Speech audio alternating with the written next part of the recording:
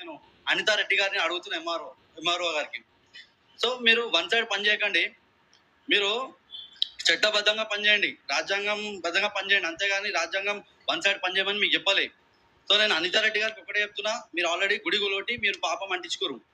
So మళ్ళీ ఇక్కడ వాళ్ళకి ఇలాంటి దర్గా లేదు, ఇలాంటి ఏం లేదు, మళ్ళీ వాళ్ళకి మీరు దర్గా కట్టిస్తా అని చెప్పేసి ఈరోజు వన్ సైడ్ మీరు పనిచేయడంలో హిందువులు అందరూ ఆలోచిస్తారు ఎందుకు ఈ విధంగా వన్ సైడ్ పనిచేస్తారు అని చెప్పేసి.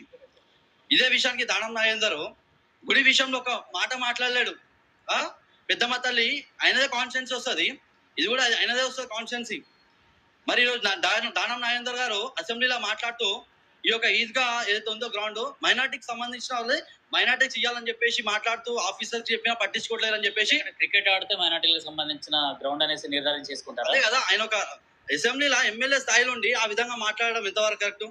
ఈరోజు ఏ హిందూ ఆలోచించట్లేడు, ఆయన మైనార్టీకి వన్ సైడ్ పని చేస్తుండు. ఇదే బంజారాహిల్సా ఎన్బిటి నగర్ కమాన్ లోపల చిన్న ఉన్న మజీద్ పెద్ద కట్టింది. ఇప్పుడు అదే ఇప్పుడు నెక్స్ట్ ఎలక్షన్స్ వస్తున్నాయి, ఎలక్షన్ మైనార్టీ ఓట్స్ మొత్తం దండుకోనికే ఈ విధంగా అసెంబ్లీలో మాట్లాడాల్సిన అవసరం ఏముంది? అంత అవసరం ఉంటే పెద్దమ్మ తల్లి గురించి మాట్లాడు.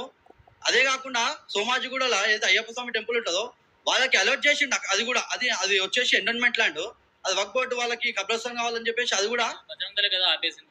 అవును, అది కూడా క్లెయిమ్ చేసిండు, అది కబ్రస్థాన్ కావాలని చెప్పేసి. సో నేను అందరికి ఒకటే చెప్తున్నా, హైదరాబాద్ ఉన్న హిందూ కార్యకర్తలకి, హిందూ బంధువులందరికీ, యూత్ కి చెప్తున్నా స్పెషల్ గా, ఏదో ముందు రోజు వచ్చి పైసలు ఓట్లేయడం కాదు, ఈ రోజు మనకు జరుగుతున్న అన్యాయాలను గుర్తుపెట్టుకోండి.